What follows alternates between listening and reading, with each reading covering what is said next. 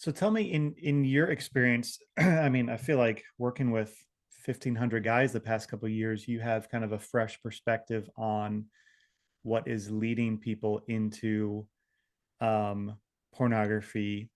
Decades ago, Patrick Carnes, the whole certified sex addiction therapy, um, I think there was three things they said led somebody into an addiction. One was an addictive society, just how we're all addicted to something and consumeristic, and that second was family of origin, and then third was personal trauma.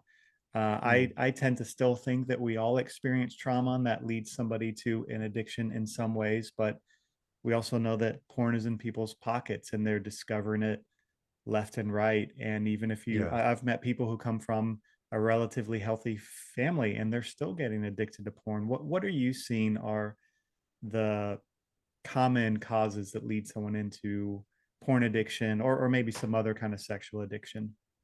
I mean, so, when you have like a client base like we do, we've worked with young and old and rich and poor and everything in between. So there definitely are those things like trauma, family of origin. I think some of those things that you mentioned there on Carnes's list are very relevant. For me, what I've observed personally, and even scouring the data, I used to be a university researcher, so it's very Mm, important to me. I would say probably the number one predictor is early exposure. wow. Like nothing is more telling that somebody is primed for a pornography addiction than getting exposed before the age of 11.